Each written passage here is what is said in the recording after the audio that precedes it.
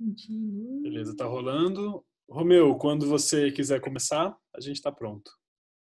Quer que a gente Bom, faça uma apresentação ou você não precisa? Todo mundo conhece Romeu, né? eu vou me apresentar, então. Apresenta. Meu nome é Romeu, eu sou médico veterinário, eu sou filho de agricultores, minha família, todas as gerações que eu conheço, trabalhou com agricultura. E eu tive a felicidade de ir para a Faculdade de Medicina Veterinária. Lá eu também me envolvi com o movimento estudantil e tal, e essa preocupação social também, né? E eu pude acompanhar assim o que aconteceu com as terras da minha família. Meu pai, ele entrou de cabeça naqueles pacotes tecnológicos, né, dos insumos modernos, adubo químico, inseticida, herbicida, e eu vi o que foi acontecendo com as terras, cada vez ficando mais inférteis, né, cada vez precisando usar venenos, né, principalmente inseticidas mais potentes, porque os insetos desenvolviam resistência. E eu vi o meu pai cada vez mais endividado no banco também, né, até chegar ao ponto de ter que entregar terra para pagar a dívida no banco. Então, eu assisti isso, né, e isso também me influenciou bastante quando eu entrei na faculdade, de procurar caminhos alternativos, né? E na época, então, isso estou falando de 78, a gente fundou lá dentro da Universidade de Londrina, que foi onde eu estudei, o Grupo Independente de Pesquisas de Agropecuária Alternativa. Era um grupo meio valente, assim. A gente era muito ridicularizado dentro da universidade, né, por os naturebas e tal. E a partir daí, então, a gente passou também, né, a pesquisar sobre maneiras naturais de produzir alimentos e também de convívio humano, né, maneiras de se conviver em sociedade de uma forma pacífica, de uma forma civilizada, né? E naquela época existiam também muitas comunidades alternativas aqui, principalmente no interior de Minas, né? A gente foi conhecer. E nessas andanças aí, em busca de modos alternativos de viver, a gente conheceu também uma pessoa chamada Maeda, que nos falou sobre umas comunidades que tinha no Japão, que seguiam, inspiradas nas ideias de um anarquista japonês. Bom, anarquista japonês é uma coisa rara, né? Assim, é difícil você ter anarquista japonês, mas tinha um chamado Miyoshi Yamagishi, que nasceu em 1900 e lançou algumas ideias que na época foram consideradas anarquistas. E essas ideias também eram aplicadas à agricultura. Ele era agricultor. E depois da morte dele, desenvolveu alguns métodos de agricultura alternativa, que a gente chamava na época, né? E, e aí várias pessoas se uniram em torno das ideias dele, inspiradas nas ideias dele, formaram algumas comunidades no Japão. E a gente foi para lá conhecer, né, que a gente ficou sabendo aqui no Brasil, e ficamos, eu estou falando a gente porque nós fomos em 5 colegas da faculdade, a gente foi junto para lá. Fomos financiados por uma cooperativa agrícola lá em Rolândia, ali perto de Londrina, no Paraná. Financiou a nossa ida para fazer um estágio. E aí eu fiz estágio lá na Yamagishi, e também fiz estágio com o Masanobu Fukuoka, que eu já ouvia falar muito dele, e fiquei 3 meses lá com o Fukuoka no Japão, fazendo bolinha de barro com semente dentro. Praticamente meu estágio foi só isso com o Fukuoka e alguns papos interessantes com ele. Bom, aí voltando para o Brasil, a gente resolveu, então, aqui no Brasil, fundar a Vila Yamagishi, que fica aqui em Jaguariúna, perto de Campinas. E aqui, desde o início, isso foi em 1988, ou, portanto, 32 anos atrás, a gente conseguiu comprar um pedaço de terra aqui, com tudo que a gente juntou, né, de recursos financeiros, aí conseguimos comprar uma área de terra aqui em Jaguariúna, né? e já com o propósito de fazer um modelo de agricultura em harmonia com a natureza. Naquela época ainda não se falava em agricultura orgânica, o termo agroecologia praticamente não era conhecido, né? Era conhecido mais como agricultura alternativa.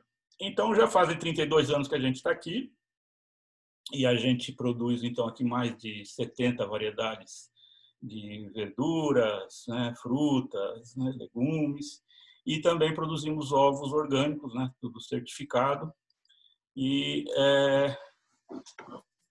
e fazemos a venda, 90% da comercialização nossa é diretamente para o consumidor. Então, a gente trabalha com entregas a domicílios, e antes da pandemia a gente fazia 8 feiras por semana, agora com a pandemia a gente não está fazendo nenhuma feira, mas em compensação aumentou muito as entregas a domicílio. Então, a gente está com um trabalho redobrado aqui, porque entrega a domicílio dá muito mais trabalho do que a venda na feira.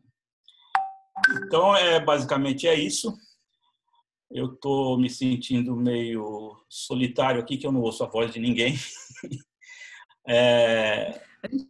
Fala para o pessoal tirar o vídeo, até por causa da internet, às vezes que flutua. Mas se o pessoal quiser aparecer e perguntar, pode.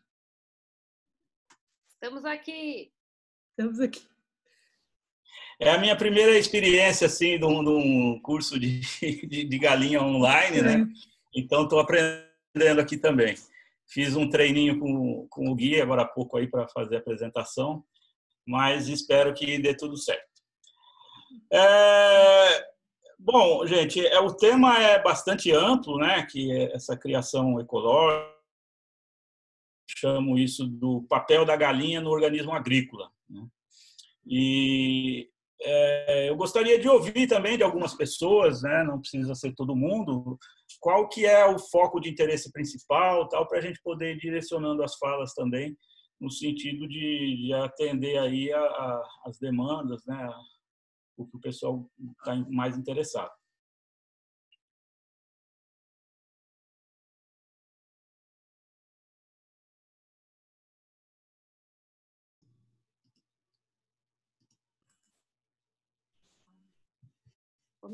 Eu tenho interesse em ter galinhas agroflorestais, digamos assim, por ter agrofloresta e por ter galinhas, mas eu vi a primeira aula, né, da Karen e achei tão complicado e pensando, poxa, para consumo interno, assim, será que não é mais fácil ter a galinha caipira mesmo?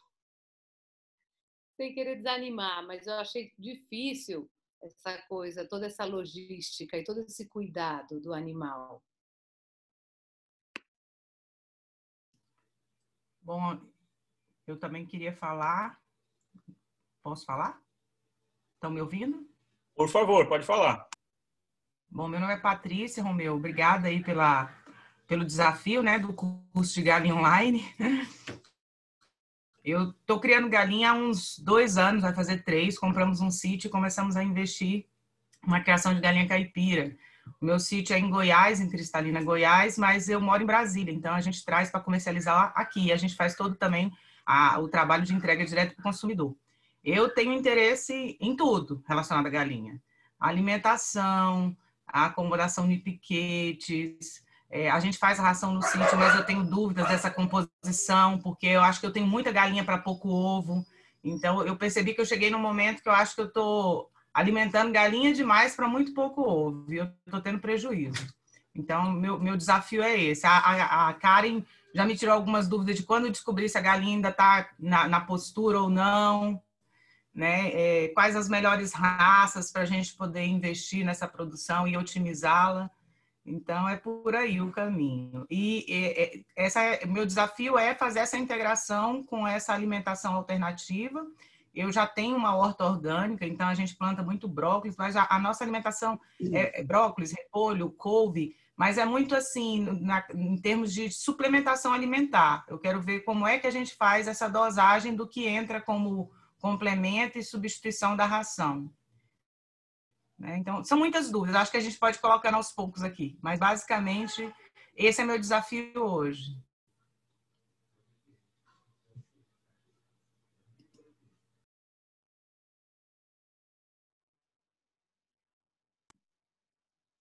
Bom, É lógico que a gente não vai conseguir satisfazer todas as dúvidas, né? Porque o tempo também é limitado, mas coisas mais específicas, né? Como formulação de ração, tipo programa de vacina, essas coisas, a gente pode estar enviando para vocês isso daí, né? Por Zap ou e-mail, que seja, né? Mas eu não sei se a Karen ou o Gui podem ver essa parte, eu mandando para a Karen para mandar para as pessoas aí também. Bom, eu vou então começar uma apresentação aqui e o Gui ou a Karen dá um toque aí quando eu tiver que fazer um intervalo, tal, porque eu perco a hora aqui falando. Não, pode ir tocando o barco aí, Romeu. Uma coisa que a gente tem feito que é legal é você faz a apresentação e depois a galera vai mandando as perguntas aqui pelo chat, que aí você consegue dando uma olhada, indo conectando uma coisa com a outra, mas pode ir sentindo aí como que você flui melhor. A gente também está aprendendo junto. Bom, então eu vou passar a apresentação aqui, né? E aí a gente vai conversando.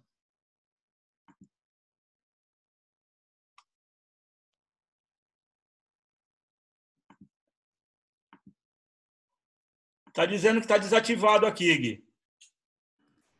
Peraí que eu já ativo aqui. Só um segundo. Pronto, tá liberado, Romeu.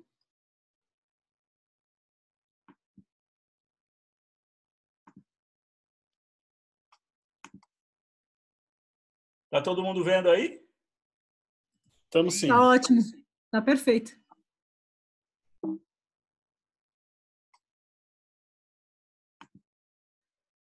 Bom, então a ideia aqui é falar sobre o papel das galinhas poedeiras no organismo agrícola, né? A gente trabalha sempre com essa visão de integração, essa visão orgânica no sentido de o planeta sendo um organismo, né? E uma propriedade rural é uma célula desse organismo que tem a sua dinâmica, o seu funcionamento próprio em harmonia entre todos os componentes que pertencem a esse organismo, seja ele animal, vegetal, mineral, né? Seja inseto, seja lá o que for, todos nós fazemos parte desse organismo e, no caso, com a finalidade de produzir alimentos, né? Um organismo agrícola. Então, para falar sobre criação de galinhas, acho que a primeira coisa é a gente conhecer, né, que bicho é esse tal de galinha. Aí, né? Então, ela é do reino Animalia, ela é chordata, né, da classe das aves, da ordem dos galiformes, né, família do Facialinae, e gênero galos e espécie galos, e atualmente o que a gente cria aqui é a subespécie galos domésticos, né? Então, a galinha tem aquela célebre pergunta, quem veio primeiro, o ovo ou a galinha? Mas as pesquisas arqueológicas descobriram esse bicho aqui. Um réptil, um pequeno dinossauro, chamado Archaeopteryx, que tinha mais ou menos essa aparência aqui, né? Esse de baixo aqui, gente, esse daqui é a última versão que o Museu de História Natural de Londres, através de pesquisa dos fósseis, né? Na verdade, esse mesmo fóssil aqui, eles usaram com laser 3D, chegaram até as cores, eles conseguiram descobrir aí. Então, essa aqui é a nova versão, a mais recente versão do Archaeopteryx, que é o ancestral da galinha, né? Que é um réptil. E o que interessa a gente saber, né? Que a galinha descende de um réptil, né? A galinha, ela mesmo, né, depois de toda a evolução que ela sofreu, ela também tem algumas coisas que os répteis têm, como, por exemplo, a mudança da pena, né? A galinha, naturalmente, faz parte da fisiologia da galinha, ela fazer a muda de penas anualmente, assim como os répteis também, que trocam a casca, né? Trocam aquela pele externa, né? As galinhas também continuam com essa função fisiológica da mudança de penas, né? E isso é regulado pelo fotoperíodo, né? Na época do ano que você tem um fotoperíodo menor, a galinha tende a fazer a sua queda das penas velhas e renovação das suas penas. Com essa renovação da pena, renova também o organismo da galinha, né? A fisiologia da galinha também sai renovada. Então, essa época da mudança das penas é a época em que a galinha bota menos, né?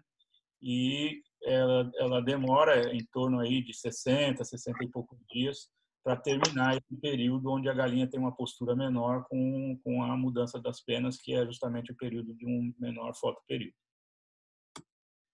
Para quem tiver interessado em conhecer melhor essa pesquisa, depois eu posso disponibilizar esse link aqui. Essa pesquisa que descobriu que o Archaeopteryx tem uns vídeos bastante interessantes também. Esse link aqui eu posso disponibilizar depois para vocês conhecerem melhor essa pesquisa.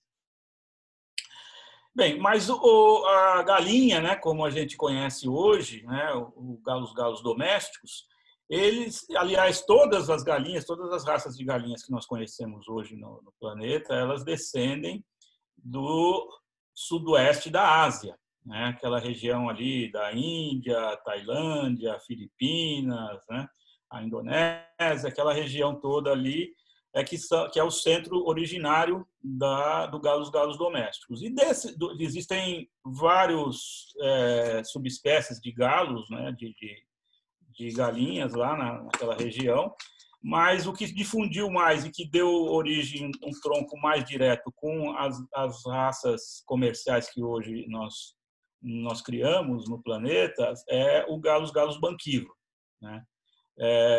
Tem o asil também, que são dois grandes troncos que formaram as principais raças que nós temos hoje. Né? Esse daqui já é o galo selvagem da Malásia, né? O macho e a fêmea. Né?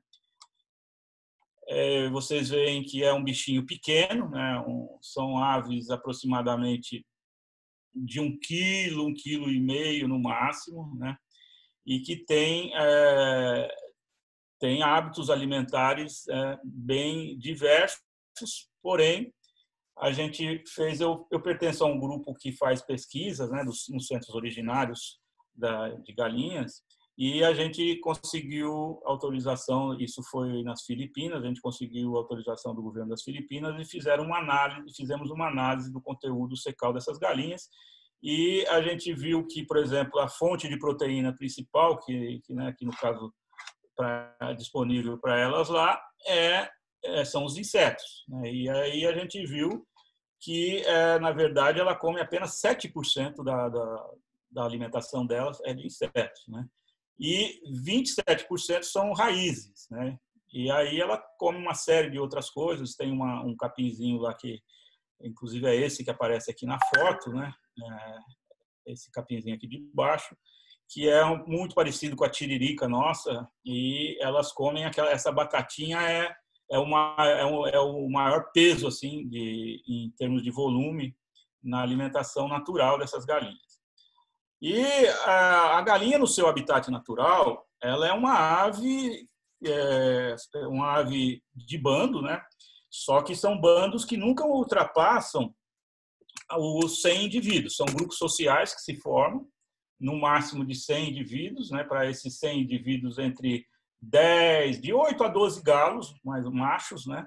E quando o grupo atinge mais do que 100 aves, aí ele subdivide e vai ocupar uma outra região da floresta, e é uma ave basicamente de subbosque. Ela vive embaixo das árvores, ela come insetos, come essa raiz, come algumas outras plantas, né?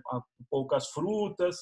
E ela tem essa função dentro do ecossistema, ela tem essa função também de disseminar sementes, né? Ela come a sementinha de uma fruta que caiu aqui, ela defeca ali perto, aquilo lá vai germinar. Então, ela tem, para o equilíbrio do ecossistema, ela faz essa função tanto de disseminar sementes para que cresçam novas frutíferas, como também de controle populacional dos insetos. Ela faz a galinha é uma das aves, aliás, os galináceos em geral, aqui no Brasil nós temos também galináceos, né?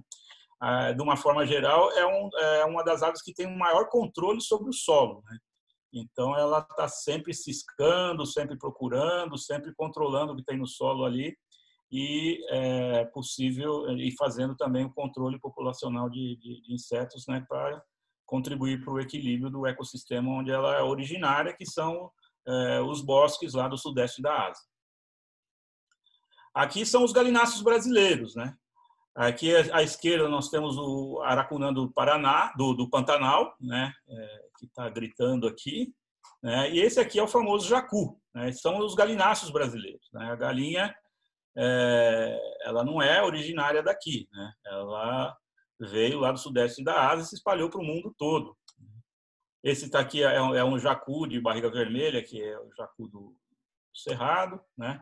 E o macuco, né? Que talvez seja o mais próximo assim da galinha que eu observei lá nos centros originários, né? O aspecto, esse aqui é bem parecido com as fêmeas, né, do galos azil que tem na Índia, é muito parecido esse aspecto aqui. E aqui no Brasil também nós já temos alguns centros aí fazendo reprodução do macuco, né, para preservação, que é uma ave também que teve já na lista de extinção, acho que saiu, se não me engano. Bom, então dessas raças, né, aqui, né, essas raças originárias das galinhas, né, surgiram uma série de outras raças. Então, vocês vendo essa figura aqui embaixo, a gente tem aqui um casal, né, de banquiva, depois temos os azios, né, e isso vai, conforme a região que vai se espalhando pelo mundo e o isolamento geográfico vão definindo raças diferentes, né?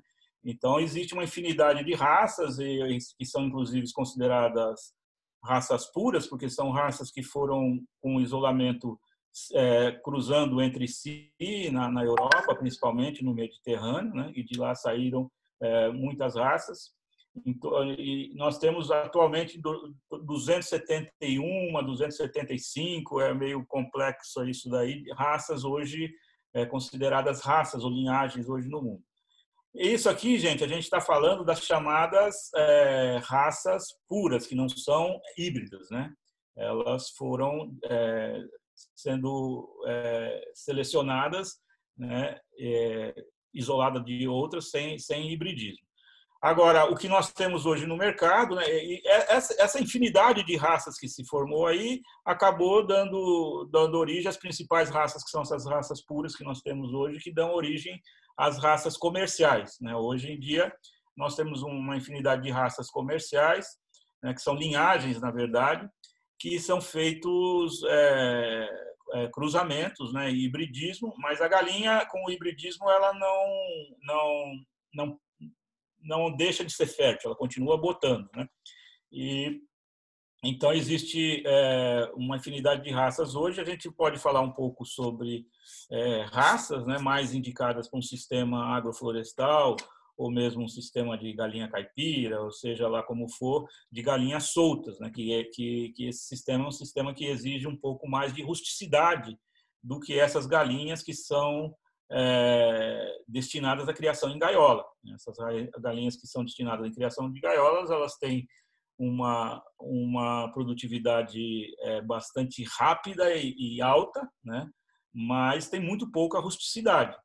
Então, para esse sistema de galinha orgânica, galinha na agrofloresta, galinha solta de uma forma geral, essas raças vermelhas são mais indicadas, que são raças que preservam mais a rusticidade. Então, essas galinhas caipira é a campeã de rusticidade, mas ela bota muito pouco, né? Só para vocês terem uma ideia, né, isso daqui é do século IV antes de Cristo, na Grécia, né, lá na ilha de Corfu, já se tinham, então, afrescos, mosaicos de criação de galinhas e, para o meu espanto, também tinha lá gaiolas, né? Mas, obviamente, não acredito que fossem para finalidade de produção, né? A galinha, na verdade, ela começou a ser criada, a princípio, né, eram criados os galos com o objetivo de briga. Tanto na Ásia quanto na Europa. Quando a galinha chegou na Europa, né, os generais romanos, né, cada um tinha o seu galo e eles punham os galos lá para brigar. E essas raças originárias, elas são realmente bastante combatentes, né? São as raças combatentes, elas são bastante persistentes na briga, não desiste da briga, né? Eu lembro disso que a minha família sempre gostou muito de briga de galo, né? Meus pecados que eu cometi, eu também frequentei a briga de galo na minha infância, acompanhando meu avô, meus tios, né? E naquela época ainda era possível se importar, né, da Índia, né? Então existiam grandes criadores de galo de briga que importavam o banquiva, e eu fiquei impressionado uma vez que eu vi um banquiva brigar, que ele era realmente muito certeiro na espora e muito aguerrido na briga, né? Mas isso são curiosidades, né? Na verdade, as galinhas não são originários do nosso continente, mas nem as galinhas, nem o cavalo, nem o boi, nem a cabra, nada disso era daqui, né? Tudo isso vieram trazidos pelos portugueses, no nosso caso aqui, né? E se vocês tiverem curiosidade de ver, a carta que Pero Vaz de Caminha escreveu para o rei Dom Manuel, descrevendo o descobrimento, que ele estava na caravela do Cabral, e ele conta que Cabral convidou os indígenas na época para vir até a caravela, e lá na caravela eles tinham uma série de animais que eles levavam, os animais vivos durante a viagem, né? Não tinha geladeira, e eles começaram a mostrar os animais que os indígenas nunca tinham visto na vida. Então, diz que mostraram o carneiro, eles não deram muita bola para o carneiro. Mostraram o papagaio do capitão, né, e eles apontaram para o mato dizendo que tinha aquilo lá também no continente, né? E a hora que mostraram a galinha, diz que eles ficaram com medo da galinha, né? Ficaram assim, assustados, que nunca tinham visto um bicho daquele, né? Isso está escrito na carta que o Caminha escreveu, né? Bom, isso demonstra assim que realmente as galinhas eram novidade para eles, né? Então a galinha, ela não ela é um animal, uma ave exótica aqui no nosso continente, né? E os portugueses, quando vieram para cá, deixaram algumas galinhas, e essas galinhas então, né, foram sendo criadas aqui, né, nas senzalas, pelos indígenas também, né? E as galinhas foram se disseminando aqui pelo nosso continente, mas aí, nesse caso, ela sofreu uma grande seleção natural, né? Quais as galinhas que iriam sobreviver, né? Então, sobrevivem as galinhas mais aptas a sobreviver no nosso continente. Elas chegam aqui, elas não têm nenhuma defesa contra os predadores daqui, elas não têm nenhuma defesa contra os parasitas daqui, né? E elas, então, foram sobrevivendo, as que foram mais ágeis, mais hábeis em sobreviver, elas não conheciam os alimentos daqui, nada disso, né? Então foram sobrando as galinhas mais rústicas, mais resistentes, né? E existe esse princípio dentro da seleção genética, que a resistência ou a rusticidade, ela é proporcionalmente contrária à produtividade, né? Então, a galinha mais rústica, ela normalmente produz menos, né?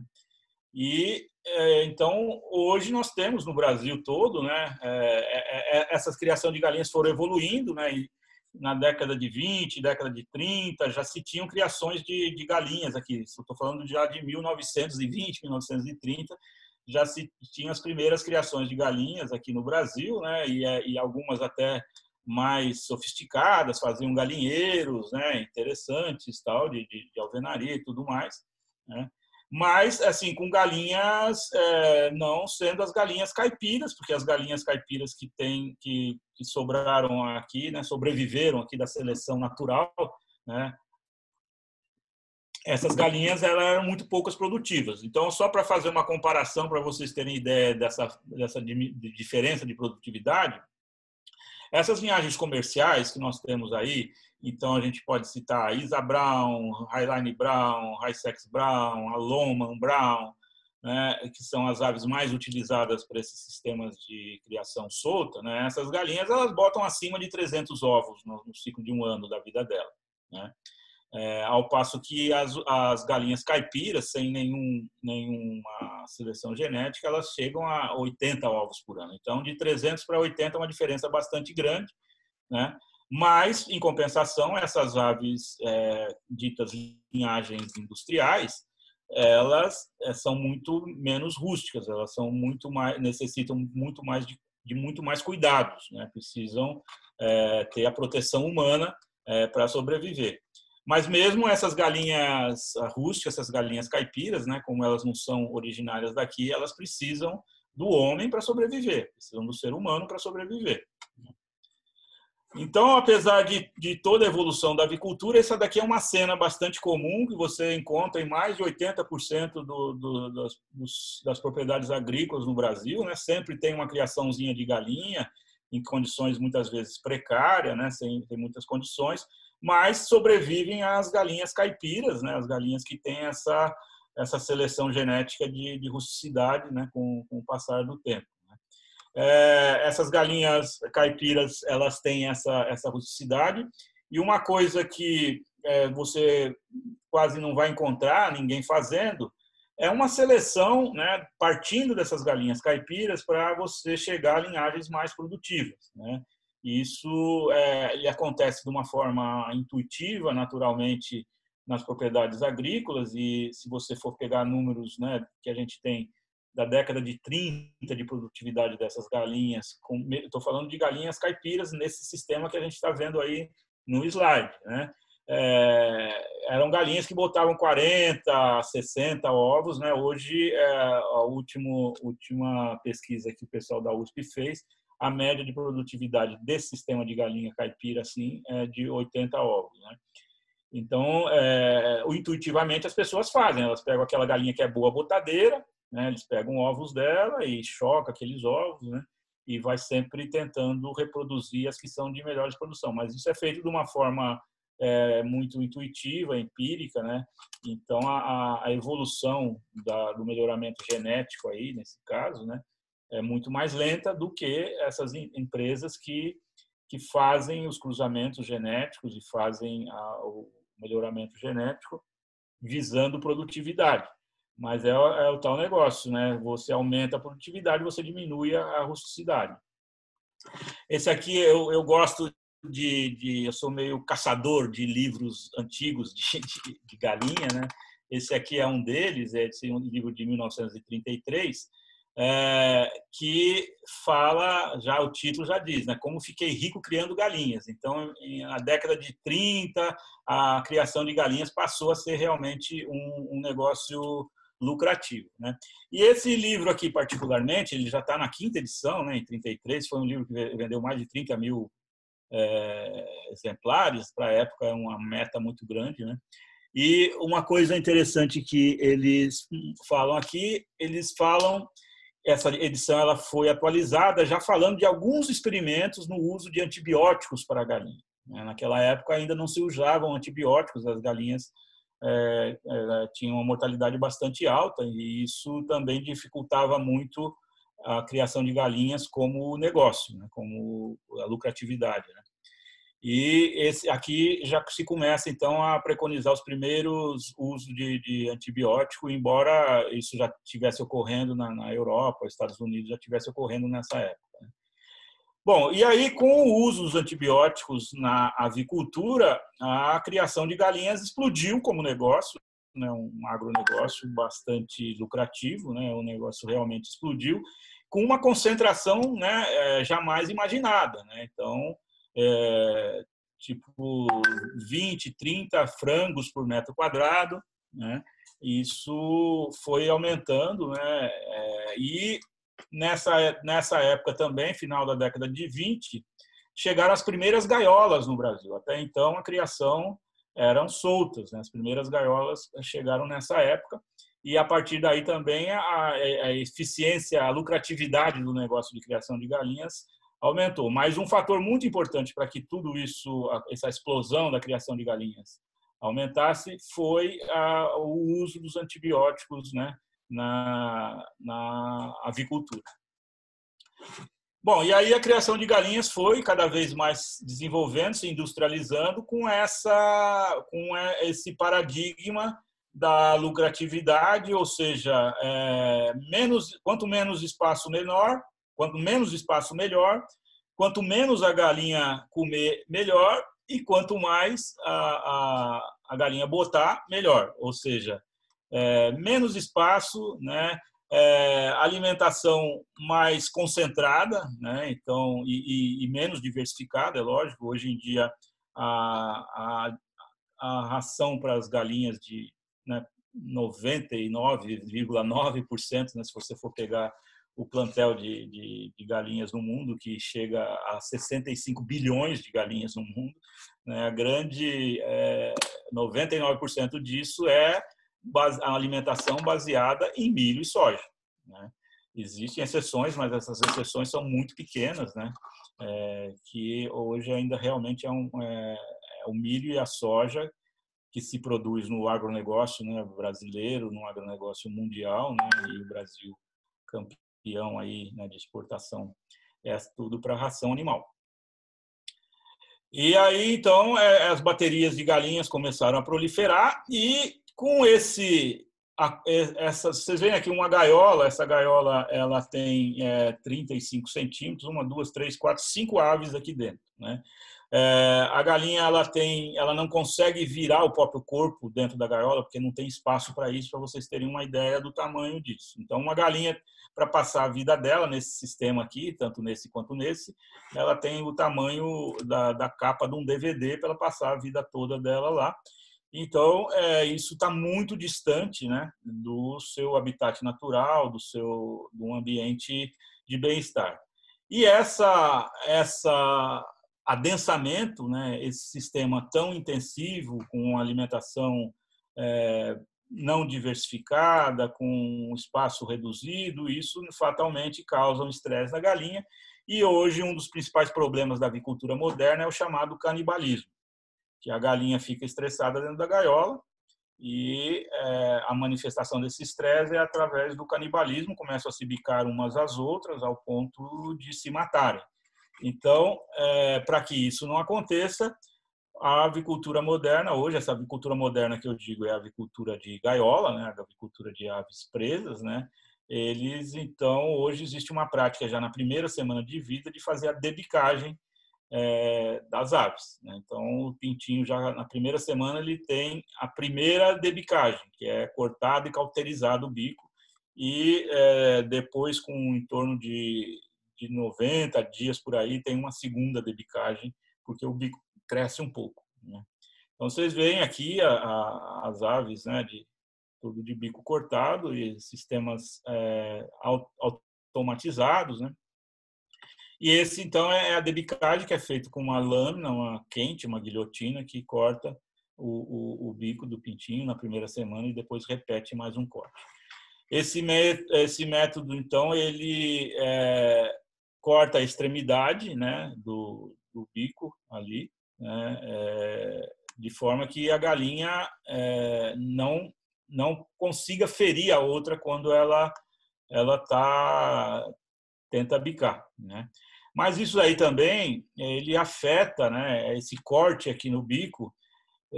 Eles dizem não, é cortado, cauterizado, então não tem dor, né? Isso aí não afeta a vida das aves, mas não é bem assim o que a pesquisa mostra, né? Então, isso aqui já é uma pesquisa feita com isso, e o que, na verdade, o que se percebeu nessa pesquisa foi que existe, sim, né, as terminações nervosas que ficam ali, né?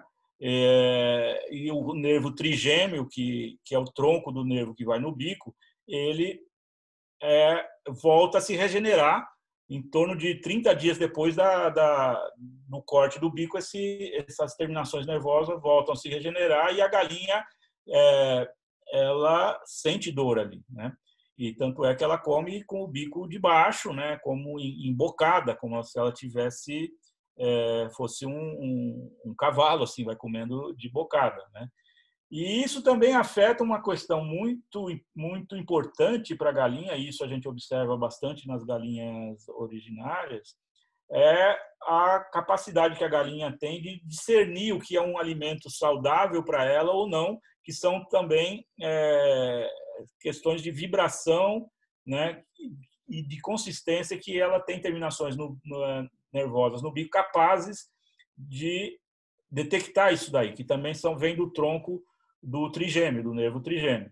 Então, ela perde essa capacidade, né, de discernir o que ela pode comer e o que ela não pode, né? Mas, para uma criação de galinhas criada em gaiola, alimentada somente com milho e soja, isso não tem a menor importância, né? Mas, para quem pretende criar uma galinha de uma forma mais natural, que ela tenha acesso à natureza e vários outros tipos de alimento, é bastante importante não debicar, né? Isso inclusive, na legislação orgânica, é proibido qualquer tipo de mutilação, e a debicagem a pessoa que fizer debicagem, ela não vai poder ter o certificado orgânico. Isso aqui também eu vou falar rapidamente, uma aberração aí. Os chineses inventaram um galo transgênico, né? E aí esse galo, essa variedade aí de galinha transgênica, ela acabou não sendo distribuída, não sendo comercializada, porque vocês observem, foi desenvolvido para ter um peito muito grande e uma coxa muito grande, que comercialmente são as áreas mais interessantes, né? O peito e as coxas. Então, foi pensado e desenvolvido geneticamente para ter isso. E também não ter pena, né? Porque a pena né? Não compensa você alimentar para criar pena, né? Você tem que alimentar para criar carne, né? Só que aqui eles caíram do cavalo, porque o couro, a pele desse frango aqui, ela é tão grossa, né? Ele não tem pena, mas tem uma pele tão grossa que isso, na porcentagem final da carcaça, né, lhe dá um peso muito grande à pele. Então, eles retiraram aí, né, não colocaram no mercado, mas estão desenvolvendo outro aí com pele mais fina. Então, aguardem que logo mais teremos frangos transgênicos no mercado, né, e sabe-se lá o que vai acontecer com a biodiversidade, né? Um frango desse começar a cruzar por aí. Bom, estava falando de legislação orgânica, e aqui, então, a produção animal orgânica, ela tem por princípio o bem-estar, né? Então, a questão do bem-estar ela é muito importante dentro da produção orgânica, né? E ela coloca aqui alguns quesitos, né? Então, manter um nível higiênico em todo o processo criatório, adotar técnicas sanitárias preventivas sem o emprego de produtos proibidos. Aí, nos produtos proibidos, você pode entender que todos os insumos sintéticos de síntese química, né, são proibidos na agricultura orgânica, né? Então, antibiótico você não pode dar, né? Vários outros produtos de síntese química são proibidos na agricultura orgânica e, ao meu ver, deveriam ser proibidos em toda a avicultura, não só na orgânica, e nós estamos caminhando para isso, viu, gente? Logo mais nós teremos aí antibióticos proibidos. Vocês sabem que hoje o Brasil é campeão das superbactérias, né? Porque vão se dando antibióticos e as bactérias vão desenvolvendo resistências, e você chega a um ponto que nenhum antibiótico mais é capaz de matar determinadas bactérias, né? Hoje nós temos já no mercado aí uma gama enorme de probióticos, de prebióticos, né, que estão substituindo completamente os antibióticos, né? E o uso de antibiótico na avicultura ainda hoje ele é muito alto, né, que se dá preventivamente. Porque você vê uma galinha criada numa gaiola, né, com mais 4 galinhas junto, num espaço reduzido, ela fica estressada. E o estresse é o maior predisponente a pegar doença, né? Então, a pessoa estressada também, ela é mais suscetível a pegar doença. Então, para que não pegue doença dentro de um ambiente constantemente estressante, eles dão preventivamente antibiótico na ração das galinhas. E também para fazer uma regulação da flora intestinal, né? Também dado antibióticos que são chamados, né? Eles mudaram o nome aí, mas é antibiótico, se for ver a fórmula é antibiótico, puro antibiótico, que são os chamados promotores de crescimento, né? Então, a quantidade de antibiótico que é dada na avicultura é absurda, né? Assim, é muito mais do que para humanos, né, o uso de antibióticos. E então você também tem resíduo desses antibióticos na carne, você tem resíduo de antibióticos no ovo, né? E no ovo, assim, foi até interessante que o pessoal da farmacologia da USP, eles estavam usando ovo para fazer meio de cultura no laboratório lá da USP. Então, eles usavam o ovo para cultivar bactérias. Só que eles compravam ovo no supermercado, as bactérias não cresciam, porque tinha resíduo antibiótico no ovo. Então, eles vieram buscar os ovos nossos aqui, e a gente tem uma parceria já com eles de uns 10 anos, a gente manda os ovos para lá, eles fazem o meio de cultura e depois nos dão um resultado de avaliação de fertilidade desses ovos. Mas isso a gente fala um pouco mais para frente. Mas o que eu quero dizer é que assim, o antibiótico ele é largamente utilizado na avicultura, né, e não existe mais necessidade de uso de antibiótico. E isso também é uma das principais causas aí das superbactérias que nós temos disseminando pelo mundo, e o Brasil é campeão deles. Bom, adotar técnicas sanitárias preventivas sem produtos proibidos, né, que são todos os sintéticos, né, contemplar uma alimentação nutritiva, sadia, farta, incluindo-se a água, evitando a presença de aditivos sintéticos, dispor de instalações higiênicas, funcionais e confortáveis, praticar a conservação do solo, da água, né, e um manejo capaz de maximizar uma produção de alimentos de alta qualidade.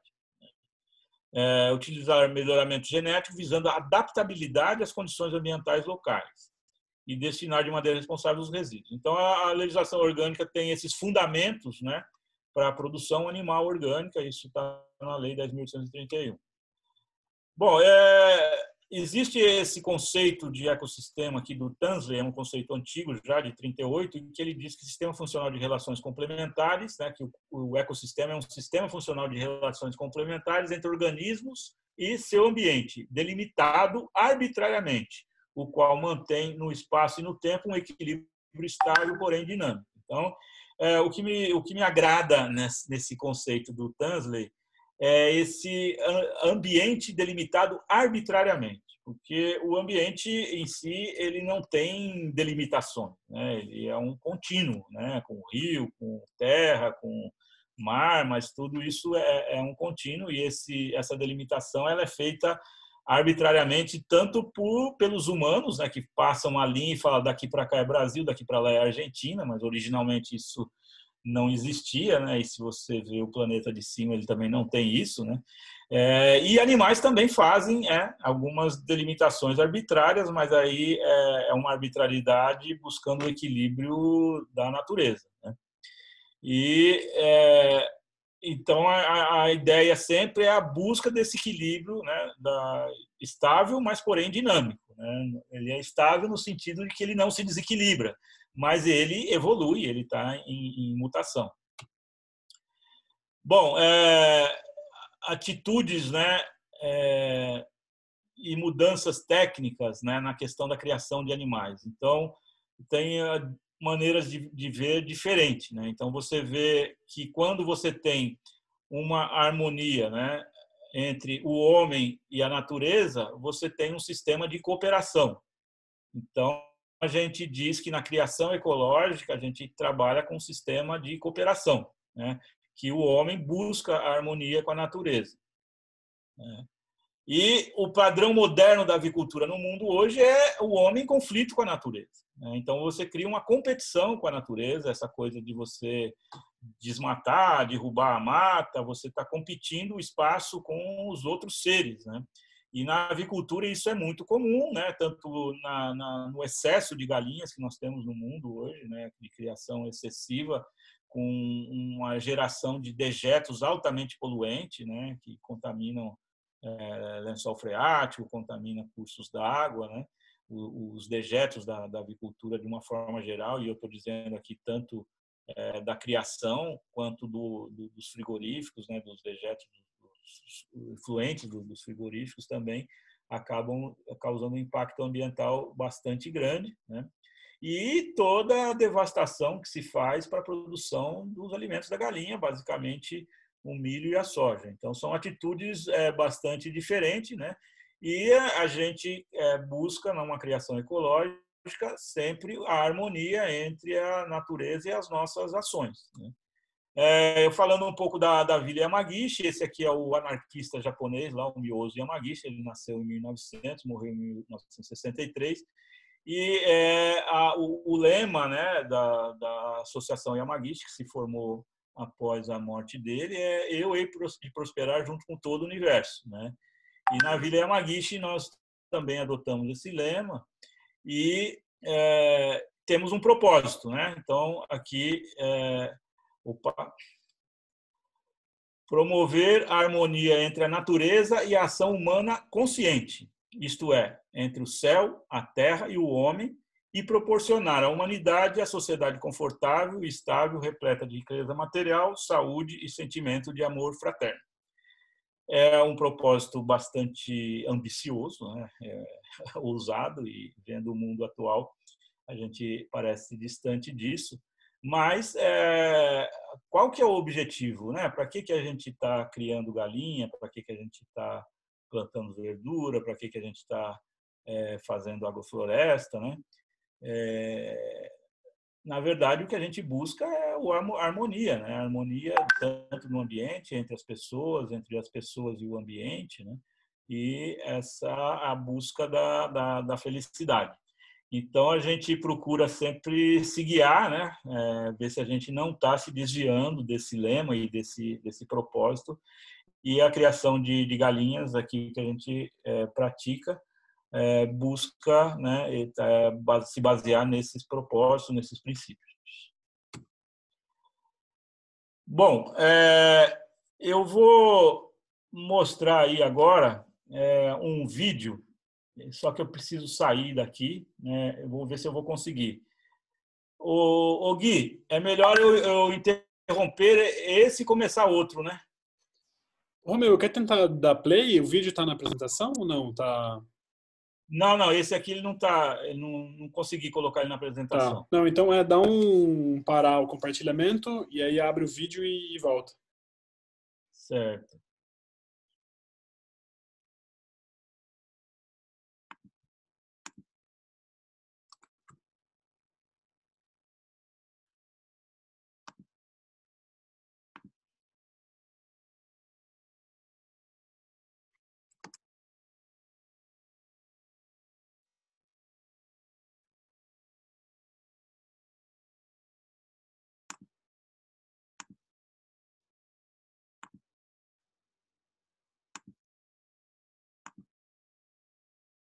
Apareceu?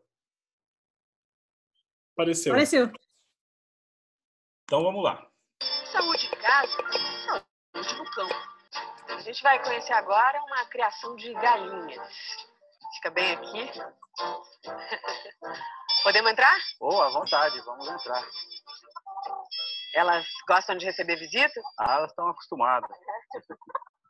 A gente já percebe aqui uma grande diferença, né? Que em vez de serem criadas em gaiolas, como nas granjas convencionais, essas galinhas ficam soltas, assim, em espaço grande, ciscando, né, o dia todo, namorando também, sem estresse, né? É por isso que essas galinhas aqui, elas são chamadas de galinhas felizes. Essas galinhas, elas recebem realmente um tratamento especial, né? As galinhas são criadas assim com todo carinho mesmo e a gente procura dar um tratamento individualizado para cada galinha. Elas gostam de carinho, pelo jeito. Elas gostam e a gente também gosta. Gargalhou ainda. Tudo aqui foi pensado para não deixar as galinhas estressadas. É um galinheiro ideal, onde as moradoras agem como se estivessem livres. Agem naturalmente. Ciscar, namorar, dormir no puleiro, vadiar, né? Essa área que a gente chama de área de vadiagem, porque faz parte da vida da galinha vadiar. Ai, coisa boa, né? E eu acho que a gente também. Mas será que dá para saber se elas são realmente felizes? Existem vários parâmetros para a gente avaliar isso. A avaliação é feita todo mês. Penas bonitas já são um sinal. E elas também sabem demonstrar felicidade. Assim, rolando na terra. Então, só de ver, já dá para saber se ela está feliz ou não. Com certeza. E eu prefiro comer um ovo de uma galinha feliz do que uma galinha estressada. Embora visualmente, às vezes, você não consiga ver a diferença, mas o conteúdo é diferente. Estudos que compararam os ovos de galinhas orgânicas com os ovos de granja concluíram que as galinhas felizes botam ovos com o dobro de vitamina E e 40% a mais de vitamina A. Nem precisa dizer que elas só comem ração orgânica, claro. Uma mistura de milho, farelo de soja, de trigo, linhaça e quinoa. E quando ficam doentes, são tratadas com homeopatia e remédios à base de plantas. Romeu, que é veterinário, tem mais uma explicação para a diferença na qualidade dos ovos. Ela tem tranquilidade e o aparelho digestivo dela funciona normalmente, sem indução química, sem nada disso. E ele consegue agregar, extrair mais nutrientes e agregar mais nutrientes ao ovo. Então, estamos diante de verdadeiras fabricantes de vitamina. Essas galinhas põem 200 dúzias de ovos por dia, com todo o conforto, nesses quartos. É assim que os aposentos das galinhas são chamados por aqui. Tem teto solar e tudo. Esse aqui é o ninho, né? Onde as galinhas ficam para botar os ovos, chocar. E para colher os ovos, é preciso sempre pedir licença antes. Tanta educação tem motivo. Por que tem que bater antes? O nosso costume de bater, na verdade, ele tem dois sentidos, né? Um deles é para não assustar a galinha, para a gente pedir licença para a galinha. Mas nesse momento que a gente bate, também é um momento de autorreflexão, para a gente olhar para si mesmo e ver se eu sou uma pessoa que estou em condições de fazer esse serviço. Se eu não estou irritado, se eu não estou bravo, se eu não estou insatisfeito. Então é um momento de reflexão pessoal também. Porque tem que estar calmo, tranquilo, para fazer esse trabalho. O que a gente observa é que o bem-estar da galinha depende muito do estado de espírito da gente, né? Porque o criador, a pessoa que vai estar lidando com o animal, é fundamental. É ele que determina realmente o bem-estar da galinha. Tem que ser uma pessoa de bem com a vida. Ah, com certeza. E aqui essa pessoa é a Rosilene. Quanta responsabilidade. É verdade que para lidar com galinhas felizes, você também tem que estar feliz? Tem que, porque senão ela sente, né? Tanto elas como o galo também. Então a gente tem que deixar o problema para lá e entrar feliz aqui dentro, né? Ela se dedica ao trabalho com o maior prazer. Já descobriu que todo cuidado com o que vai parar no prato das pessoas faz diferença. Já fez para ela. Antigamente tinha problema de intestino, comecei a comer verdura, legumes orgânicos, melhorou bastante. E é uma coisa que eu vinha sofrendo há bastante tempo, né? Tá feliz aqui? Com certeza. Tá tão feliz quanto as galinhas? Eu acho que sim, viu?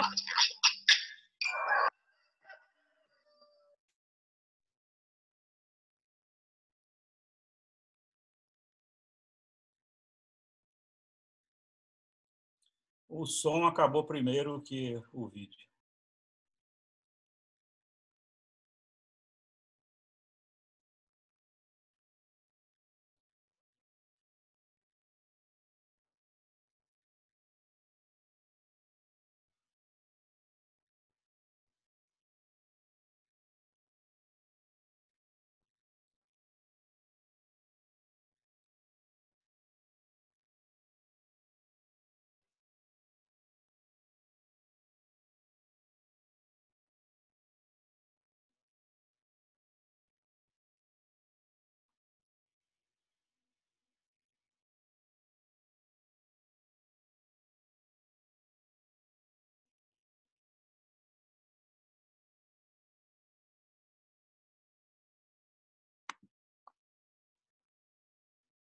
Bom, gente, vocês perceberam, mas deu uma diferença aí, o som acabou, o vídeo continuou.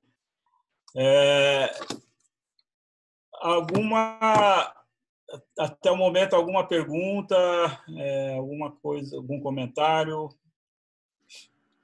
Tem umas perguntas que o pessoal fez, pode mandar. Bom, era isso que eu ia falar, cara. Então, manda aí.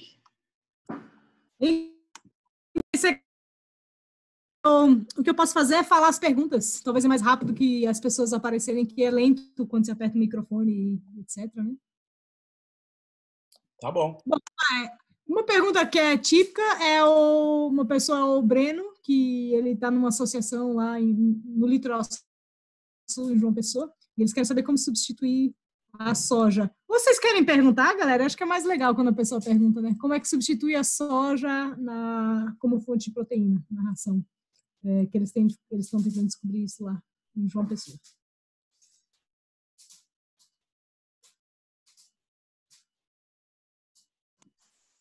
Então, sobre a soja, a gente, como eu falei, a gente trabalha com essas linhagens comerciais, né, que são linhagens de alta produtividade, 300, 270, 300 ovos por ano, e você precisa de um nível de alimentação bastante elevado. Então, a soja ela é a principal fonte de proteína. No caso da produção orgânica, não se utiliza a fonte de proteína animal para alimentação das galinhas, embora a galinha seja onívora, né? Ela come né, carne também.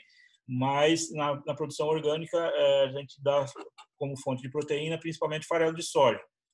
E você precisa manter para uma galinha em produção um nível aí entre 14% e 16% de proteína bruta na ração, e não existe nada mais eficiente do que a soja para isso, né? Mas isso eu estou falando no caso nosso aqui, por exemplo, ou quem faz produção orgânica é sempre soja orgânica, né? E hoje no Brasil você tem somente 2 produtores de soja orgânica que ficam lá no Paraná, né? Que é a Guebana e a Bioorgânica, que são os únicos 2 que produzem no Brasil assim comercialmente para vender o farelo de soja orgânica. Então é um preço muito alto, é difícil de conseguir. A gente faz muitos anos vem fazendo várias experiências aí para substituir a soja. Bem, eu não vou falar para vocês de todas as experiências que eu fiz, mas eu experimentei já desde minhoca. Agora eu estou com um experimento também bastante promissor aqui com larva de mosca, né? Que tem dado um resultado interessante. Mas o que realmente se consolidou para a gente aqui é a silagem da parte aérea da mandioca. Então, a gente utiliza ali os talos mais finos e a folha da mandioca, tritura, né? E no nosso caso aqui a gente faz silo trincheira, a gente faz um buraco no chão, forra com lona, joga essa folha de mandioca triturada lá dentro, compacta isso, né? Passa com um trator por cima e aí fechamos essa lona, deixamos ela hermeticamente fechada por um período aí de 40, 45 dias, e aí, nesse tempo, a silagem fermenta lá dentro e você, então, depois de 40 dias, você pode passar a usar, que ela tem um alto teor de proteína, quer dizer, é uma coisa um pouco, digamos, misteriosa, né? Porque ela não tem assim tanta proteína com a soja. A soja tem entre 40, 38, 40, vai até 45% de proteína bruta no farelo de soja. Ao passo que a silagem da mandioca ela vai dar lá 27, 30% de proteína, né? Mas a gente não consegue substituir 100% a soja, mas hoje em dia, já com a folha de mandioca, a gente consegue em torno de 30% a 40%, dependendo da fase da idade da galinha, né? Entre 30% a 40% de substituição no total da ração, né? Sendo que só na soja você consegue reduzir aí até 25% da soja, e a gente reduz bastante milho também. A gente dá em torno de 20% de raiz também nessa mistura da mandioca, e a raiz ela é rica em carboidrato. Enquanto a folha é rica em proteína, a raiz ela é rica em carboidrato, então ela substitui também o milho. Então a gente tem substituído bastante com a folha de mandioca, né? E existem várias outras experiências aí para substituição. A questão também tem muito a ver com a escala que você trabalha, né? Então, a Karen aí tem feito várias experiências de coisas muito interessantes também, que em pequena escala são bem viáveis e conseguem substituir a soja totalmente. Eu posso passar para vocês também aí depois um material sobre alimentos alternativos.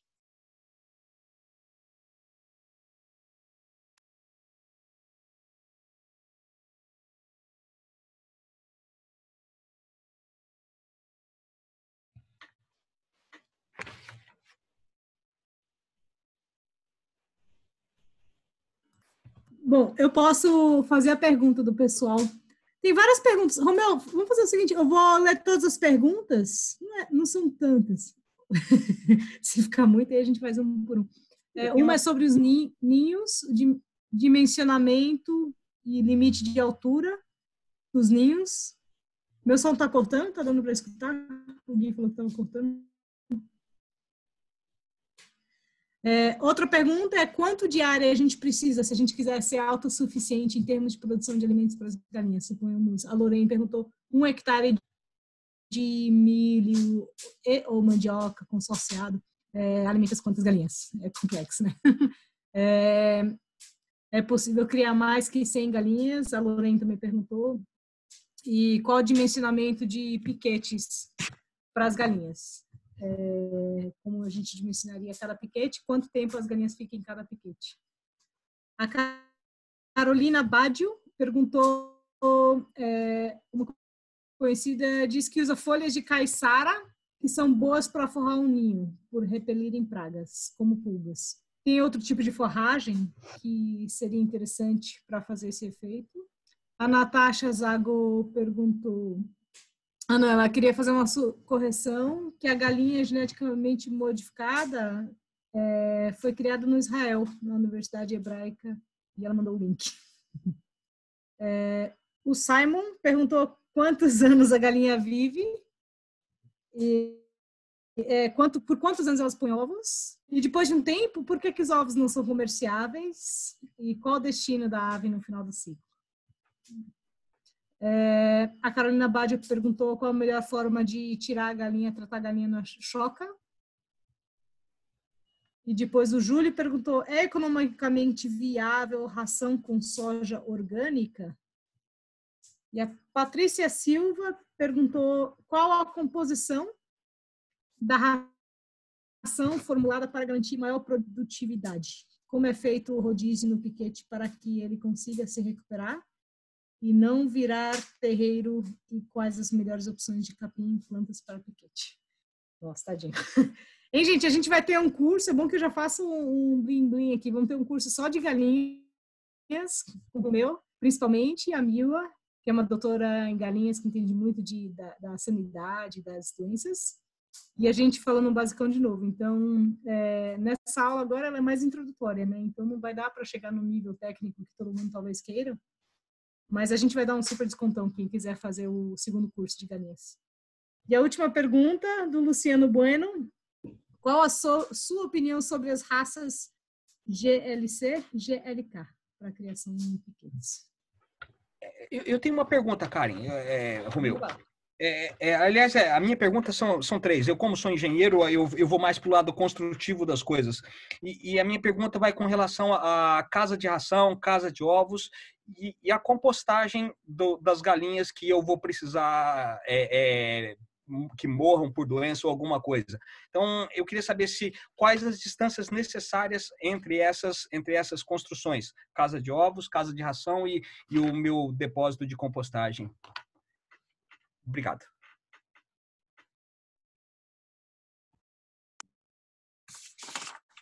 Bom, gente, eu vou falar rapidamente e depois eu vou... porque na apresentação tem alguns temas desses aqui já estão abordados, que eu ainda não tinha terminado a apresentação, mas eu vou falar rapidamente aqui e depois eu passo a apresentação de novo e a gente reforça e se tiver mais alguma dúvida a gente volta a falar. Bom, então, sobre o ninho, né, uma primeira pergunta aqui, vocês viram ali naquele vídeo que o nosso ninho o ninho que a gente usa aqui é um ninho coletivo, né? Então, a gente acha melhor ninho coletivo. Isso, com ninhos coletivos, você tem um índice menor de ovos fora do ninho. A galinha ela tem uma predileção a botar onde já existem ovos. Quando é um ninho individual, a possibilidade de ter ovo ali é muito menor do que quando é um ninho coletivo, que são várias galinhas botando ali, então sempre vai ter algum ovo lá. E a galinha tem aquela coisa do ovo indês, né, que é uma coisa que os antigos falavam, que você vai colher o ovo da galinha, você sempre deixa um, que é para a galinha se sentir atraída a botar de novo naquele mesmo lugar. Então, a gente trabalha com ninhos coletivos. Então, o ninho que é padrão nosso aqui, para cada 100 aves, é um ninho de 2 por 1. 2 metros por 1 metro, né? vocês perceberam também naquele vídeo que o ninho está suspenso. Mas essa questão do ninho estar suspenso, não está no chão, né, ele é pendurado, vamos dizer assim, essa questão não é para a galinha. Não, isso é para a gente, porque você vai colher ovo de 3.000 galinhas e abaixar no chão dói as costas. Né? Então, a gente procura aí a harmonia entre a natureza, entre o ser humano e a galinha. Né? Uma altura que não doa muito as costas da gente, mas que também não seja muito alto para a galinha botar lá. Então, a gente coloca aqui em torno de uns 60 centímetros do chão, né, que aí você não precisa curvar tanto as costas para colher o ninho, e a galinha consegue pular e botar lá dentro. Sobre a questão da alimentação, né, a gente fez um cálculo aqui que você precisaria ter em torno, para cada 1.000 aves, né, para cada 1.000 galinhas, que assim, é o limite para você não precisar fazer o registro de aviário. Né? Existe toda uma legislação em cima disso, a questão sanitária é muito rígida para acima de 1.000 aves. Até 1.000 aves você consegue trabalhar dentro de padrões não tão rígidos assim na questão sanitária. Então, assim, para 1.000 aves, você precisaria de 2,5 hectares de milho e 1 hectare de soja, né? Para você conseguir alimentar as galinhas baseado nesses 2 elementos. Mas, como eu falei, a gente pode diversificar isso, trabalhar com mandioca, e a mandioca tem uma vantagem muito grande, porque você trabalha principalmente com a parte aérea da mandioca. Então, aqui a gente desenvolveu um sistema em que a gente dá 3 cortes na mandioca, na parte aérea dela. Então, a mandioca está lá, ela mais ou menos com uns 4 meses, você dá o primeiro corte, tritura aquela parte, ensila, depois de mais 3 meses você dá o segundo corte e depois você dá o terceiro corte. Tudo isso com a raiz embaixo da terra. E aí você colhe a raiz, ela ainda é perfeita, assim, não foi notado diferença, assim, ela diminui um pouco, em torno de 10% a produtividade do peso da raiz, se você comparar com uma mandioca que não foi cortada, né? Mas dá para você dar 3 cortes e com isso você consegue, num hectare de mandioca, né, em torno de 20 toneladas de silagem. Então, isso é bastante significativo. Então, assim, para quem vai... agora, você produzir a sua própria soja orgânica, o milho não é tão complicado, mas para produzir soja orgânica no Brasil hoje é muito complicado, né? Para vocês terem uma ideia, a gente, junto aí com a Fazenda da Toca, a gente fez um plano de incentivo para incentivar produtores a plantar soja orgânica aqui no estado de São Paulo.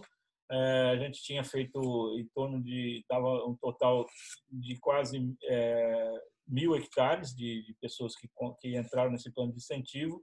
No segundo ano, não tinha 10. Todos desistiram, que é muito difícil você produzir soja orgânica aqui no estado de São Paulo. Essa região onde está a Guebana e a Bioorgânica, que são as 2 empresas, praticamente as 2 grandes, as únicas empresas que estão no mercado aí de farelo de soja orgânico, elas estão numa região ali de Realeza, Cataratas do Iguaçu, que é uma região que tem um microclima bastante favorável e eles conseguem fazer o plantio direto, né? Tira o trigo, planta a soja em cima no plantio direto, né? E aqui para nós já é difícil fazer isso porque você tem uma germinação aí de ervas espontâneas muito grande. Bom, sobre os piquetes, se eu me lembro bem, a pergunta dos piquetes era com relação a tamanho, né? A legislação orgânica diz que você tem que ter 3 metros quadrados por ave no piquete. E na parte coberta, ou seja, a parte do galinheiro, você pode ter até 6 aves por metro quadrado. No caso aqui no Yamaguchi, a gente trabalha com 3 aves por metro quadrado, é um espaço muito mais amplo do que a legislação exige. E o piquete, então, seriam 3 metros quadrados por ave, né? Olha, o ninho a gente forra aqui com palha de arroz, né? A gente prefere usar palha de arroz, porque a palha de arroz ela é impermeável, né? e ela não fica grudada assim quando tem alguma sujidade, às vezes quebra um ovo lá dentro. Mas assim, me parece que você também estava interessado em piolhos, né? A questão do piolho, eu aconselho você pode colocar folha de nim, né? Não sei se vocês conhecem a Zaractia indica. A folha de nim ela é muito boa para espantar piolho, mas isso como preventivo, né? No caso, se já tem o piolho, aí precisa fazer um tratamento também com folha de nim, é possível de se fazer, um tratamento mais intensivo, de dar banho na galinha, inclusive, né?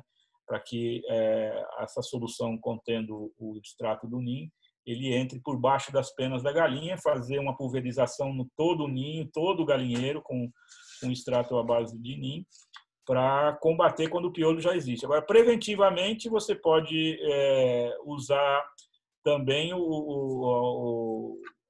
as folhas, as pétalas, as flores do cravo de defunto, no Tagetes erecta, que também ele é muito bom para espantar os piolhos, mas isso como preventivo.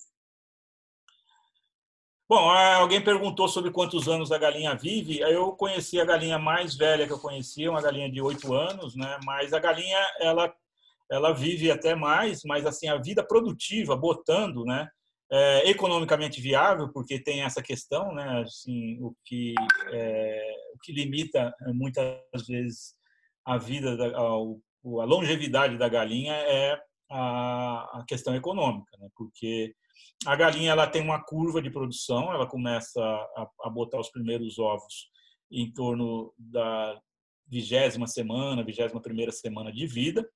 Isso atinge em pouco tempo, em torno de um mês, ela já atinge acima de 90% de postura, ou seja, a cada 100 galinhas você terá 90, 95 ovos. Esse pico ele dura em torno de uns 3 meses, depois começa a cair.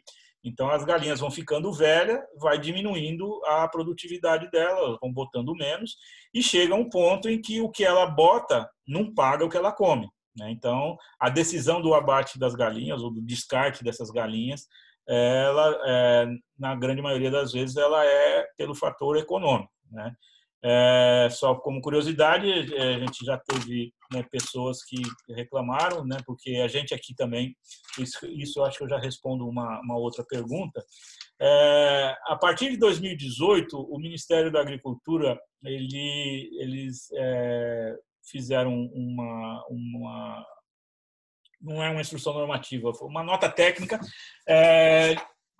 proibindo, por exemplo, aqui no Yamaguchi, por exemplo, as galinhas quando ficavam velhas, e aqui elas vão em torno de 30 meses, 32 meses, que é o período produtivo dela, depois disso ela já bota muito pouco, e a gente não tem espaço suficiente para ficar armazenando essas galinhas velhas aqui por 7 anos, né? Então, aqui já teve, por exemplo, clientes que se propuseram a fazer uma aposentadoria para galinhas. Só que a questão não é só alimentação, você precisa ter espaço para que essas galinhas vivam confortáveis. Então, vocês imaginam a gente criando galinhas aqui há tanto tempo, né? Cada vez eles iam precisar aumentar a área para essas galinhas ocuparem espaços, e infelizmente a gente não tem. Então, e o Ministério da Agricultura, então, colocou essa norma de que toda galinha fora de produção precisa ser abatida num abatedouro credenciado dentro do Ministério. Isso aí apareceu. Antigamente a gente fazia doação dessas galinhas velhas, vivas, a gente doava elas vivas para o Instituto Prato Cheio, e eles distribuíam essas galinhas vivas ainda para a população carente na periferia de São Paulo. Isso durou muitos anos, durante muitos anos a gente fez isso, mas agora com essa nova norma do Ministério da Agricultura, a gente é obrigado a mandar para um abate, porque eles querem ter a rastreabilidade dessa galinha. Desde o pintinho que nasceu até ao fim da vida dessas galinhas, eles querem saber para onde ela for por causa do problema da gripe aviária. E em 2018 entrou a gripe aviária no Chile, e aí a América Latina toda ficou com medo dessa gripe aviária, e no Brasil também não foi diferente, lançaram essa norma nova. A gente hoje é obrigado a mandar para um abatedouro que o Ministério credencia. Então, eu já respondi essa questão do destino das aves. A galinha choca, eu não me lembro bem se a pergunta era sobre como que se maneja uma galinha choca, talvez seja isso. Veja bem, aqui no nosso caso, né, a nossa produção aqui não é ovos para chocar, é ovos para alimento. Então, a galinha choca, o choco da galinha, ele é uma função fisiológica, que é natural, né, que também é regulada pelo sistema hormonal da galinha, que também tem a ver com o fotoperíodo. A glândula pineal da galinha, quando ela é ativada pelo fotoperíodo e começa então a funcionar o sistema digestivo, o sistema hormonal da galinha, e ela passa a ciclar a cada 21 dias, ela entra no período de choco. Nesse período de choco, o que acontece? Ela queima muita energia, porque ela aquece o corpo dela para esquentar os ovos, né? E ela fica em cima dos ovos muito tempo, então ela enfraquece bastante, porque ela precisa comer mais, mas ela não sai muito tempo dos ovos, ela sai rapidamente para beber água, come pouco e volta, então ela é um período em que ela enfraquece bastante. Então não é interessante deixar, quando o seu objetivo não é chocar ovos, o seu objetivo é produzir ovos para alimentação, aí não é interessante deixar a galinha choca durante muito tempo. Então, como que a gente faz, né? Assim, no caso aqui, a gente trabalha com essas linhagens comerciais, essas linhagens mais produtivas. A gente está trabalhando basicamente agora com a raça Loma. E essas galinhas não são galinhas que têm um choco tão persistente, né? As galinhas caipira, por exemplo, a pessoa dá banho de água fria, amarra a galinha, faz de tudo para a galinha abandonar o choco, e elas são muito mais persistentes, que elas têm esse instinto do choco muito mais preservado do que essas linhagens comerciais. Mas mesmo assim, as linhagens comerciais entram em choco. O que a gente faz é retirar essa galinha do ninho, coloca ela num local separado com acesso a alimento e água, mas é um local que ela consiga ver as outras galinhas. Com isso, ela tem um estímulo psicológico também para abandonar logo o choco e voltar à vida normal dela junto com as outras galinhas, né? Ela tem esse instinto social muito forte também. Então, é importante separar essa galinha de forma que ela veja as outras, tem alimento e água facilmente disponíveis, né? E em 2 dias ela já abandona o choco. Estou falando das linhagens comerciais. Se for uma galinha choca, aí é outra história. E aí essa história de dar banho de água fria e tal, eles fazem muito isso também porque o corpo esquenta, né? Então seria para esfriar a galinha. Mas não é eficiente. Eu acho que o processo aí também seria o mesmo, né? Isolar essa galinha de forma que ela veja as outras e ela fique com comida e não possa voltar para cima dos ovos. E eu acredito que nos casos que eu acompanhei, né, demora até 1 semana para essa galinha caipira, né? No caso dessas linhagens comerciais, em 2 dias ela já abandona o choco. Bom, a soja orgânica, né, eu já falei alguma coisa aí sobre onde é produzida, né, e ela custa hoje em torno de 3 vezes mais do que o preço da soja convencional ou soja transgênica. Bom, a composição da ração eu posso estar passando para vocês aí, mas basicamente é isso. A gente trabalha com galinhas em produção, com uma ração em torno de 16% de proteína bruta, né? E aí, no caso nosso aqui, essa proteína, ela entra a folha de mandioca também, né?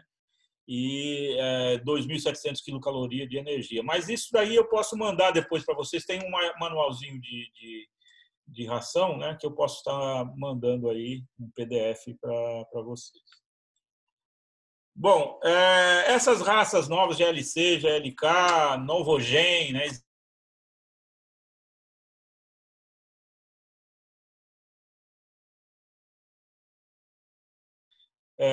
nunca experimentei nenhuma delas, né, que são raças mais recentes.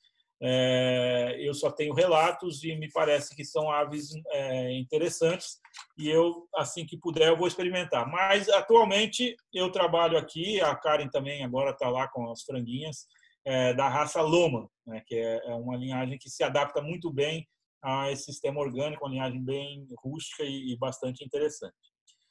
Bom, sobre as distâncias, né? Então, assim, disso tudo em termos de distâncias, o que é mais relevante aí é a questão da composteira, né? A composteira que é naturalmente uma fonte de contaminação.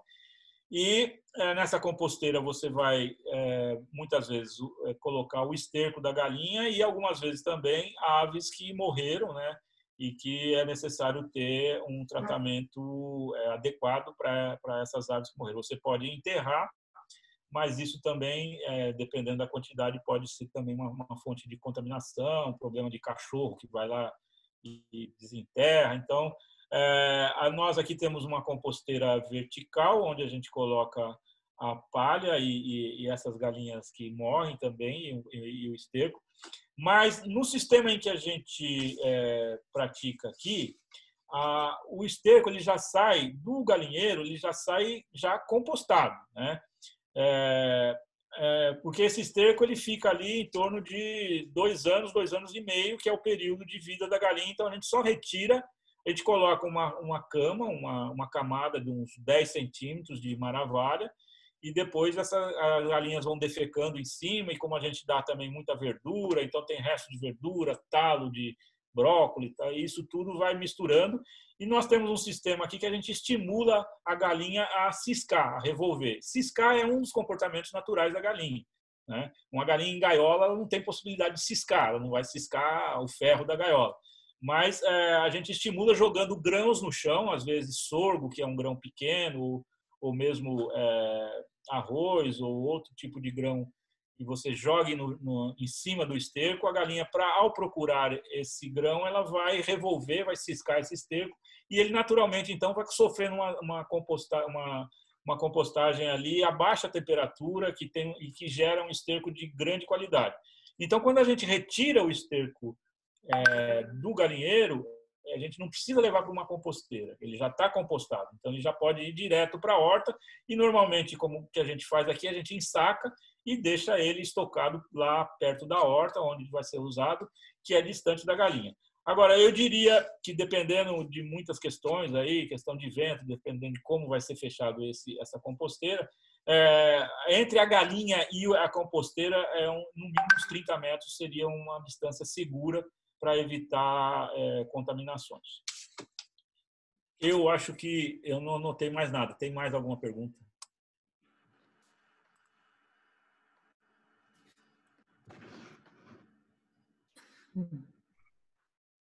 Eu estou vendo aqui. E, pessoal, vamos fazer mais, já são 7h30. Talvez, se tiverem mais perguntas também, vamos separar para mais 1 ou 2 perguntas. Eu vou ler o que temos até agora. Romeu, o que você acha? A Mairo Lopes Caneiro. Romeu, o que você acha da muda forçada? É viável? O Júlio César perguntou que uma área de banana, queria usar para galinha. O que a galinha faz com a banana quando tem área com banana? Como manejar galos que atacam pessoas? Opa, não entendi. Como manejar galos que atacam as pessoas? Eu tiraria as pessoas do galinheiro, brincadeira. Vocês oferecem caixa de cinzas e areia? Pronto, eu acho que é isso, gente. Se alguém tiver, talvez, depois disso, mais uma pergunta, se achar importante, se não... Então, vê só se eu peguei tudo aqui sobre a banana, né? Antes da banana tinha uma sobre muda. A muda forçada, troca de pena. Tá. Troca de pena forçada. E a caixa de areia. E caixa de cinzas e areia. Tá. Então, eu vou responder essas 3 perguntas aqui rapidamente. Sobre a muda forçada, eu já fiz muda forçada durante alguns anos, né? E eu até tinha um propósito, né? Quando as galinhas entravam na muda forçada, eu também fazia muda forçada junto com elas. A muda forçada é uma técnica que você faz dando um jejum para a galinha, né? Na verdade, essa técnica ela consiste num estresse bastante severo e repentino, e com esse estresse, as galinhas então derrubam as penas e depois entra num processo de reempenamento. Então, para fazer isso, a muda forçada ela precisa, você faz uma seleção prévia, porque as galinhas mais fracas não conseguem sobreviver à muda forçada, então ficam só as galinhas mais fortes, e aí você dá um jejum, esse jejum você diminui drasticamente a ração, ela fica assim totalmente só com água mesmo, na verdade, né, durante em torno de 3 semanas, e depois começa a voltar a ração rapidamente. Então eu fiz algumas vezes e fazia o jejum junto com as galinhas, e não é nada fácil, gente, né?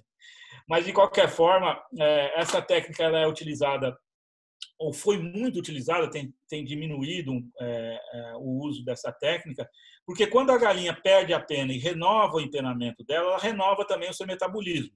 E com isso ela volta a produzir. Galinha que estava botando em torno de 60%, ela volta a produzir 80%, 85% por mais um período de 3, 4 meses. Então você consegue ter um pico de produção, um segundo pico de produção nessas aves. E muita gente faz isso. Hoje em dia não tem sido tão mais utilizado isso, porque o mercado, né, não está compensando mais, né, você ficar com galinha com um período de tempo tão curto assim depois que ela passa da muda, e você vai ter que comprar outros pintinhos novos. Mas é uma técnica que tem essa questão, né, de ela dá um segundo pico de produção, né, embora depois do pico ela viva menos, mas ela dá um segundo pico de produção, e comercialmente já foi mais interessante do que é hoje. Porém, na agricultura orgânica, na legislação orgânica, é proibido a muda forçada, né, é proibido qualquer tipo de mutilação e submeter o animal a algum tipo de sofrimento. Então, pessoalmente, a minha opinião é que eu não faço mais, não faria, não aconselho a fazer. Eu acho que não vale a pena. Esse segundo pico de produção que você vai ter, você vai ter uma mortalidade grande de galinha, e é uma técnica bastante delicada. Você precisa estar realmente muito afiado para não passar do limite aí. E o principal perigo, por incrível que pareça, acontece quando as galinhas voltam a se alimentar. Ela fica um período grande em jejum. Quando você volta a alimentar, a energia que ela gasta para digerir aquele alimento, muitas vezes ela não tem uma reserva de energia capaz de digerir o alimento que você está dando para ela, e aí é o momento onde mais morrem as galinhas. Então, é muito complicado você fazer isso. Não acho que compense financeiramente, e em termos de bem-estar animal, é realmente uma tortura que você faz com a galinha. Sobre a muda, sobre a banana. Gente, eu tinha aqui um piquete de banana maravilhoso, até tinha umas fotos aqui, que as bananas bastante produtivas, criando as galinhas embaixo da banana. E aí, em 2015, nós tivemos uma seca muito grande aqui, o piquete ficou totalmente rapado, e as galinhas e nós também tivemos problema de uma área que a gente tinha plantado de forragem para as galinhas e tal, que secou bastante. Aí as galinhas começaram, então, a beliscar o pseudo-caule da bananeira. Foram bicando, a bananeira caiu, elas comeram a bananeira inteira, aí chegaram na cova da bananeira, ciscaram e ainda cavaram e comeram a raiz da bananeira. Hoje você só vê os buracos lá onde tinha a bananeira. Então, as galinhas devoram a banana se você não tiver outro tipo de alimento verde, né, um alimento fresco para dar para ela. Então, no piquete, a galinha, a banana é altamente comestível. Ela é comestível 100% da planta pela galinha, o que ela já não consegue fazer com árvores, né, com árvores, com tronco e tudo mais. Então, hoje, aqui a gente não tem mais as bananeiras no piquete, mas temos árvores frutíferas. Bom, a caixa de areia ou de cinzas, né, ela é muito utilizada para a galinha exercitar esse instinto natural que ela tem de ciscar e o comportamento do espojamento, né? O espojamento é aquele onde a galinha joga areia, joga esterco, joga terra por cima do seu próprio corpo. Ela faz um buraco lá dentro da areia, do esterco, né? E com as penas ela joga a areia por cima dela. Isso aí na natureza ela tem uma função de, inclusive, controlar piolhos, pulgas, inclusive, né? Porque o atrito da areia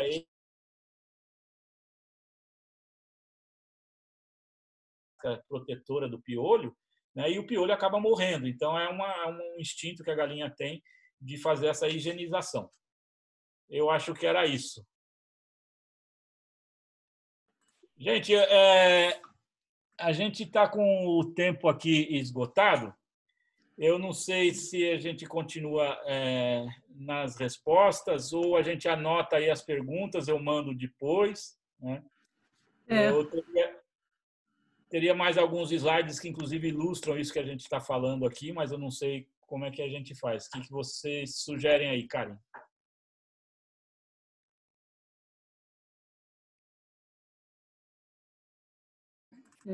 Muito, muito bom, Romeu. Muito obrigado. As perguntas vão embora. Tem uma até da Carolina, estou falando, calma, a gente vai achar um jeito de responder, que é quando a galinha começa a bicar o ovo no ninho. E a gente teve isso no começo e acalmou, sumiu. A gente começou a dar farinha de ostro, ou calcário e calcítico também, às vezes é uma falta de cálcio. E aí, às vezes, dizem que alguns ninhos viram omeletes, né? Porque se uma tem um ovo aberto lá no ninho, as outras sentem o gostinho. Mas é um pouco complexa até essa situação. Então, não sei se você tem alguma coisa simples a dizer isso, mas se é uma resposta mais complexa, a gente pode deixar para responder depois.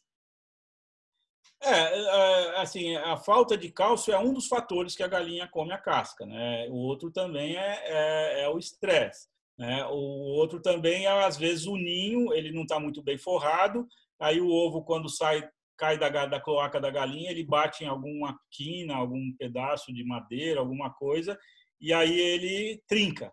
Agora, a galinha, se ela vê um ovo trincado, ela come.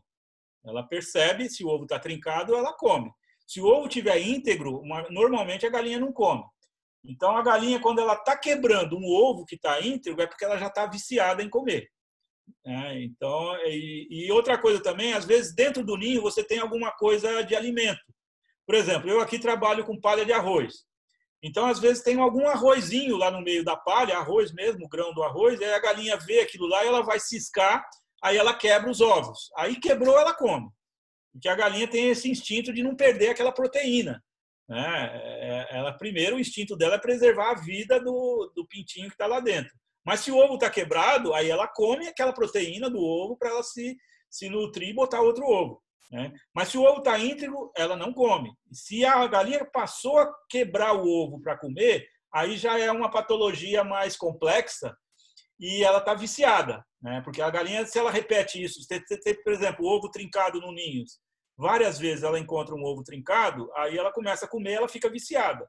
E aí, gente, sinceramente, depois que ela está viciada, para voltar atrás é muito difícil. Normalmente, a solução é a panela.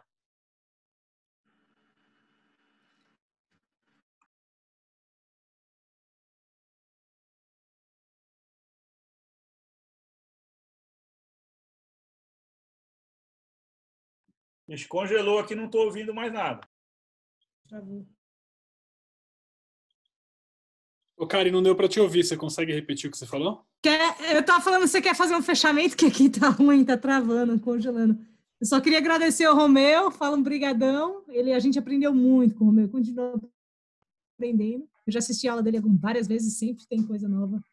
E quem quiser aprender mais sobre galinhas, participem do curso, né? Converse com a gente. Quem tiver mais a série de criar, ou quem não tiver a série também de brincadeira, também pode. E muito obrigada, Romeu. E a gente vai encaminhar todo o material que a gente tiver também de PDF, etc., sobre as silagens. Bom, foi a minha primeira experiência aqui de curso online, né? Fiquei assim, eu não passei nem um terço dos slides que eu tinha preparado para passar aqui, mas a gente vai aprendendo. Da próxima vez eu vou ser mais resumido, né? E a gente chega até o fim. Eu acho que como primeira experiência, gostei bastante. Yeah.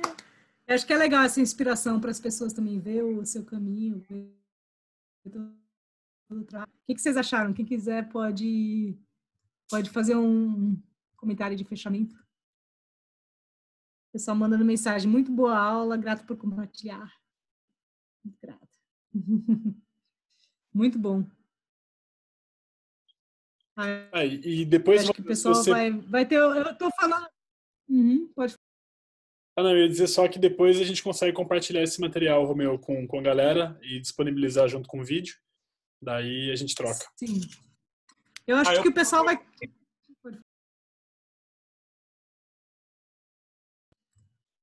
Pode falar.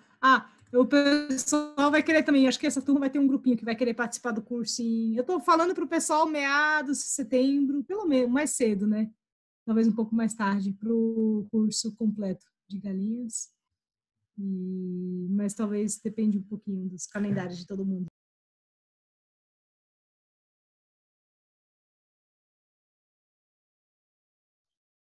E, Romeu, acho que você está no mudo. Bom, então, aguardo vocês. Então, quem sabe em setembro a gente faz uma coisa assim mais detalhada e enfocamos mais aspectos práticos também da criação, que eu acho que as pessoas que vão fazer esse curso são pessoas que estão interessadas em criar galinha mesmo. Então, a gente entra nos aspectos mais práticos. E aí, continuamos aprendendo aqui com esse novo meio virtual. Muito obrigada, Romeu. Um beijo para todo mundo. Valeu, Romeu. Obrigado por mais essa aula. E obrigado, pessoal, por estarem com a gente mais um dia. A gente se vê na quarta com a Andréia. Valeu, gente. Boa noite. Quarta. André vai falar da água. Quarta, acho que umas 6 da tarde. 6 da tarde? É.